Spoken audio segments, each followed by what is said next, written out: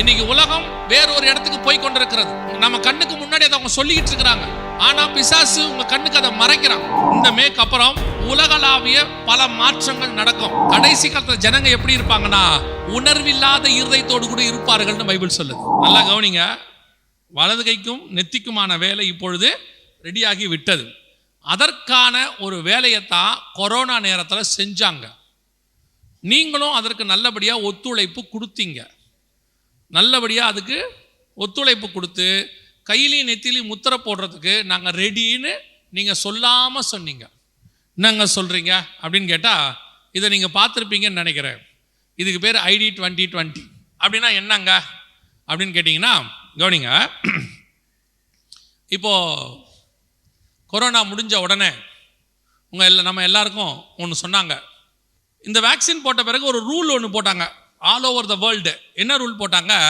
Vaccine போடாதவங்கெல்லாம் வெளியே வர கூடாது, வேக்சின் போட்டவங்க தான் வரணும் அப்படின்னு சொன்னாங்க. சரி, இந்த வேக்சின் போட்டவங்க போடாதவங்கன்றதை எப்படி கண்டுபிடிப்பீங்க? வேக்சின் போட்டவங்க போடாதவங்க என்ன ப்ரூஃப்? போட்டவங்களுக்கு ஒரு வேக்சின் சர்டிஃபிகேட்னு ஒன்று கொடுத்தாங்க. அது எதோட இணைக்கப்பட்டிருந்தது? ஆதாரோட இணைக்கப்பட்டிருந்துச்சு. இப்போ நம்மளை பொறுத்த வரைக்கும் வேக்சின் பிரச்சனையோ இல்லையோ, ஆனால் கண்டிப்பாக வேக்சின் சர்டிஃபிகேட் வேணும். இல்லைனா ஸ்கூலுக்கு வராதன்ட்டாங்க, வேலைக்கு வராதன்ட்டாங்க. கவர்மெண்ட்லலாம் வேக்சின் போடாதவங்க வரவே கூடாதுன்னு சொல்லியாச்சு. இப்போ வேக்சின் சர்டிஃபிகேட் தான் நமக்கு ரொம்ப ப்ரூஃப். அது இல்லாட்டி முடியாது அப்படின்னு சொல்லிட்டாங்க. கவனிங்க, என்ன பிரச்சனை? இப்போ நம்ம எல்லாரையும் அதுக்கு கீழே கொண்டு வந்து நாம் வெளியே வரும்போது வேக்சின் போட்டோமா இல்லையான்னு ஃபோனை வச்சு செக் பண்ணாங்க. இதோட கூட இன்னொரு செக் ஒன்று பண்ணாங்க. உங்களை அடுத்ததுக்கு ரெடி பண்ணுறது அதுதான். நீங்கள் அதில் கான்சன்ட்ரேட் பண்ணலை, ரொம்ப பெருசாக சாதாரணமாக எடுத்துக்கிட்டீங்க. என்ன பண்ணாங்கன்னா ஒவ்வொரு இடத்துக்கு போகும்போதும் உங்களுக்கு டெம்பரேச்சர் இருக்குதான்னு சொல்லி இந்த மாதிரி செக் பண்ணாங்க. ஞாபகம் இருக்குதா? போகிற இடத்துலலாம் நெத்தியையும் கையையும் என்ன பண்ணாங்க? செக் பண்ணாங்களா இல்லையா? அதாவது ரூல் மாதிரி போட்டாங்க. எங்கே போனாலும் எந்த இடத்துக்கு போனாலும் கையும் நெத்தியும், ஷாப்பிங் மாலோ ஏன் சர்ச்சுக்கு வரும்போது கூட பண்ண சொன்னாங்க, எங்கே ஒரு ஸ்கூலுக்கு போனால் பண்ண சொன்னாங்க. எல்லா இடத்துலையும் நீங்களும் கையும் நெத்தியும் என்ன பண்ணீங்க? காட்டிட்டு தான் நம்ம எல்லா இடத்துக்கும் உள்ளே போனோம். சரி, காட்டுறது மஸ்ட்னு ஆகிப்போச்சு. நீங்கள் என்னைக்காவது யோசிச்சிங்களா ஏன் ஜுரம் இருக்குதான்னு கையை பார்த்தாங்க? ஜுரம் இருக்குதான்னு கையை பார்க்கக்கூடாது, அவசியம் இல்லை. ஜுரம் இருக்குதான் நெத்தியை பார்க்கலாம், இங்கே கை வச்சு பார்க்கலாம். இல்லை டெம்பரேச்சர் வாயில் வச்சு தெர்மாமீட்டர் பார்ப்பாங்க, இல்லைன்னா கைக்கு கீழே இப்படி வைப்பாங்க. ஆனால் முதல் முறையாக உங்களுக்கும் எனக்கும் டெம்பரேச்சருக்கு தான் இங்கே செக் பண்ணாங்க தானே? ஞாபகம் இருக்குதா? ஏன் கையும் நெத்தியும் பண்ணாங்க? பண்ணது கூட பரவாயில்ல. ஆக்சுவலாக அதை பண்ண சொன்னது எதுக்காகனா அவருக்கு கொரோனா இருக்குதா ஜுரம் இருக்குதான்னு பார்க்கறதுக்கு.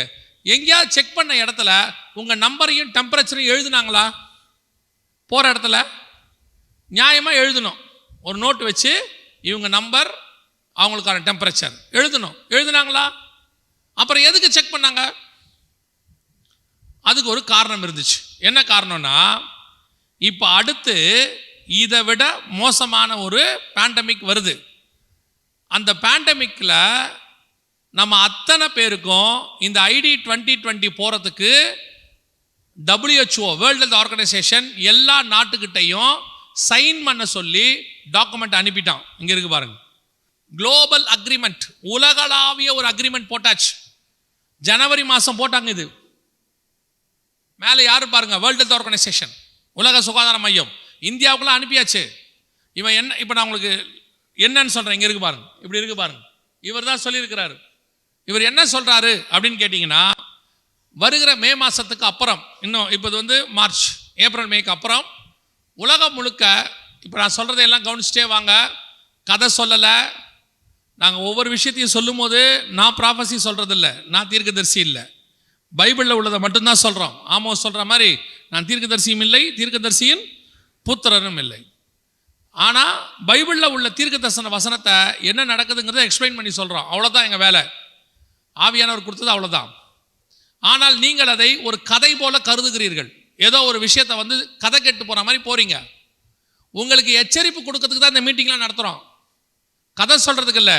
சுவிசேஷ மீட்டிங் ஒரு பக்கம், அப்புறம் தேசத்துக்கான ஜெபம் ஒரு பக்கம், விசுவாச வளர்ச்சிக்கு ஒரு பக்கம், பரிசுத்தத்துக்கு ஒரு பக்கம், அதே மாதிரி கர்த்தருடைய வருகைக்கான கூட்டமும் ஒரு பக்கம். எல்லாம் சேர்ந்து தான் சபையில் நடக்கும். எல்லாத்தையும் முக்கியமாக எடுத்துக்கணும். வெறும் ஆசீர்வாதத்துக்கு பின்னாடி மட்டும் ஓடுனீங்க, ஒரு நாள் நிச்சயமாக இந்த ஆசீர்வாதம் உங்கள் கையில் இருக்கும், ஆனால் அனுபவிக்கக்கூடிய இடத்தில் நீங்கள் இருக்க மாட்டீர்கள். கொரோனால நீங்க பார்த்துருப்பீங்க, வீடு இருந்துச்சு, கார் இருந்துச்சு, எல்லாம் இருந்துச்சு, ஒரே ஒரு சிலிண்டர் இல்லாம, ஆக்சிஜன் சிலிண்டர் இல்லாம ஜனங்க அலைஞ்சாங்க. அத்தனை பேருட்டும் எல்லாம் இருந்துச்சு, ஆனா ஐசியூல ஒரு பெட்டு கிடைக்காம அலைஞ்சாங்க ஜனங்க ஹாஸ்பிட்டல்ல. நீங்க திருப்பியும் சொல்றேன், இன்னைக்கு உலகம் வேறொரு இடத்துக்கு போய் கொண்டிருக்கிறது. நம்ம கண்ணுக்கு முன்னாடி அதை அவங்க சொல்லிக்கிட்டு இருக்கிறாங்க, ஆனா பிசாசு உங்க கண்ணுக்கு அதை மறைக்கிறான். இப்போ அவங்க உலகம் முழுக்க சைன் வாங்கிட்டு இருக்கிறாங்க. என்ன சொல்ல வராங்கன்னா, மே மாசத்துக்கு அப்புறம் வர இந்த மேக்கு அப்புறம் உலகளாவிய பல மாற்றங்கள் நடக்கும். இந்த வருஷம் என்ன சொல்லியிருக்கிறாங்கன்னா, எல்லா நாடுகளும் எங்ககிட்ட அக்ரிமெண்ட் பண்ணுங்க. என்ன அக்ரிமெண்ட்? நாங்கள் எடுக்கிற எல்லா முயற்சிக்கும் நீங்களும் உங்கள் நாடும் உங்கள் நாட்டு மக்களும் கீழ்ப்படிவீர்கள் என்று சொல்லி அவங்க கேட்டிருக்கிறாங்க. என்ன கீழ்ப்படியணும், என்ன பண்ணணும்? ஒன்றும் இல்லை, 2020 பில்கேட் சொல்லிட்டாரு இந்த மாதிரி ஒன்று போட சொல்லி, இந்த மாதிரி ஒன்று போட சொன்னார். அப்போ இதை சீரியஸாக எடுத்துக்கல. இப்போ என்ன சொல்ல போகிறாங்க, உங்களுக்கு எனக்கும் இது வரைக்கும் போட்ட வேக்சின் பத்தாது, இப்போ வரப்போகிறது அந்த வேக்சினுக்கு கட்டுப்படாது. ஸோ இதை உங்கள் கையிலையோ நெத்தியிலையோ வைப்பாங்க. வச்சாச்சுன்னா உங்கள் உடம்புல அந்த கிருமி வந்தாலும் சரி, அதுக்கு தேவையான மெடிசனை உட்செலுத்துறதுக்கும் சரி, இது உங்கள் பாடியிலேயே இருக்கும்.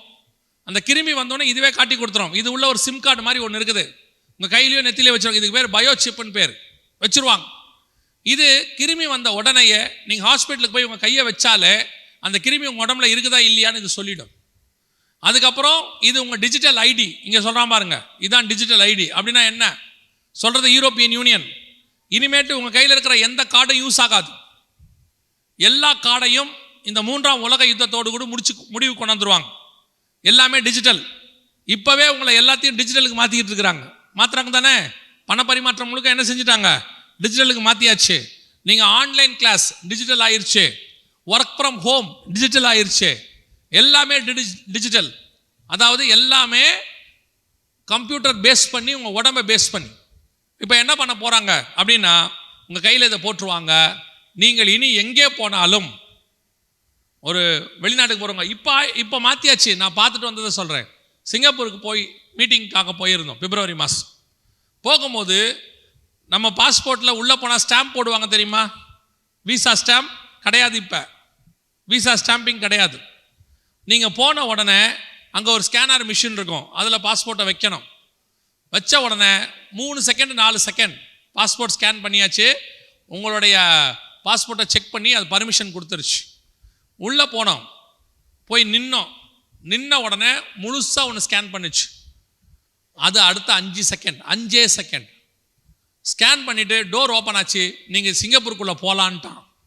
பாஸ்போர்ட்டை யாரும் செக் பண்ணல, நிற்க வச்சு கேள்வி கேட்கல, எதுவும் செய்யலை. மொத்தம் மிஞ்சி போச்சுன்னா 1 நிமிஷத்துலேருந்து 2 நிமிஷம். நீங்கள் போனீங்க, பாஸ்போர்ட்டை வச்சிங்க, அந்த இடத்துல நின்னீங்க, அமுச்சு விட்டான், சிங்கப்பூருக்குள்ளே போயாச்சு, அவ்வளோதான். இப்போ பாஸ்போர்ட்டுமே இருக்காது. உங்கள் பாஸ்போர்ட்டுக்கு பதிலாக இதை கையில் போட்டுருவாங்க, இந்த ஐடி 2020 உங்கள் கையிலையோ நெத்திலையோ வைக்க போகிறாங்க. திருப்பியும் சொல்கிறேன், இது இப்போ செய்யலை, 2005 தமிழ்நாட்டில் ப்ரொடியூஸ் பண்ணுறாங்க, ஸ்ரீபெரும்புதூரில் எல்லாமே ரெடி. இப்போ வலது கையிலையும் நெத்திலையும் உங்களுக்கு போடுவாங்க. இனிமேட்டு அதான் ஆதார் கார்டு, இனிமேட்டு அதுதான் உங்களுடைய பேங்க் கார்டு. இப்பயே கொஞ்சம் கொஞ்சமாக உங்களுடைய பண பரிமாற்றம், பேங்க் கார்டெல்லாம் கழிச்சு ஜிபே இப்படி கொண்டு வந்துக்கிட்டு இருக்கிறான். எல்லாமே பை ஃபோன். இப்போ அதுக்கு பதிலாக கை. இப்போவே நீங்கள் அதுக்கு பழக்கம் ஆயிட்டீங்க. இ சேவை மையத்துக்கு போனால் என்ன வைக்க சொல்கிறான்? கைரேகை வைக்க சொல்கிறாங்க. இப்போ ரேஷன் கடைக்கு போனால் என்ன வைக்க சொல்கிறாங்க? கைரேகை வைக்க சொல்கிறாங்க. இப்போ நீங்கள் வேறு எங்கே வேணாலும் போங்க, கைரேகை வைக்க சொல்ல தொடங்கிற காலம் வந்தாச்சு. வெளிப்படுத்தல் 13-16. இப்போ யோசித்து பாருங்கள், உங்களை கையும் நெத்தியும் செக் பண்ணாங்க தானே எல்லா இடத்துலையும். உங்களுக்கு கொஞ்சமாவது தோணுச்சா? கையும் நெத்தியும் டெம்பரேச்சருக்கு செக் பண்ணுறாங்களே, கையை ஏன் செக் பண்ணுறாங்க? கையில் போய் எப்படி ஜுரம் பார்ப்பாங்க? உங்களுக்கு எதாவது தோணுச்சா? தோணல. நம்ம காட்டணுமா இல்லையா? காட்டிட்டு போனோம். இதோட அர்த்தம் என்ன தெரியுமா?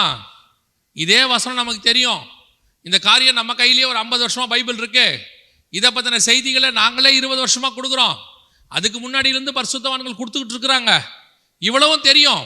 ஆனால் அந்த கையும் நெத்தியும் காட்டும் போது இது எதுவுமே உங்களுக்கு ஞாபகத்துக்கு வரல. பைபிளில் சொன்ன மாதிரி கையும் நெத்தியும் காட்ட ஆரம்பிச்சிட்டோன்னு தோணல. காரணம் என்ன தெரியுமா? மத்திய 24:37-38 ஆண்டவர் சொல்றாரு, கடைசி காலத்தில் ஜனங்க எப்படி இருப்பாங்கன்னா உணர்வில்லாத இருதயத்தோடு கூட இருப்பார்கள்னு பைபிள் சொல்லுது. நீங்க உணர்வில்லாத இருதயம் என்ன நினைச்சுக்கிறீங்க? எந்த உணர்வும் இல்லை. இப்ப பாவமே அவனுக்கு பாவமா தெரியல.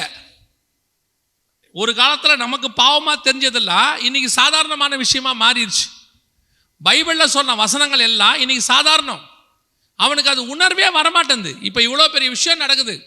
கையும் நெத்தியும் போன தலைமுறையில் கிடையாது. 20 வருஷத்துக்கு முன்னாடி, இன்னும் சொல்ல போனால் 15 வருஷத்துக்கு முன்னாடி இப்படி கிடையாது. இப்போ எல்லாருடைய கை நெத்தி எங்கே அமெரிக்காவில் ஆரம்பித்து இந்தியா வரைக்கும் எந்த இடத்துக்கு போனாலும், ஒரு ஸ்கூலுக்குள்ளே போனால், ஒரு ஆஃபீஸ்க்குள்ளே போனால், ஒரு ஷாப்பிங் மாலுக்குள்ளே போனால், ஒரு சின்ன ஏரியாவுக்குள்ளே போனீங்கனாலும் செக் பண்ணி தான் அனுப்புனாங்க. பஸ்ஸில் ஏறினா, ட்ரெயினில் ஏறினா, ஃப்ளைட்டில் ஏறினா, எங்கே போனாலும் செக் பண்ணாங்க கையும் நெத்தியும். நமக்கு உணர்வு வந்துச்சா?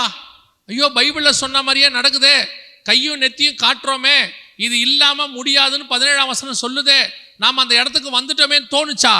அதனால்தான் ஆண்டவர் சொல்றாரு, என் ஜனங்கள் அறிவின்மையால் சங்காரம் ஆகிறார்கள்.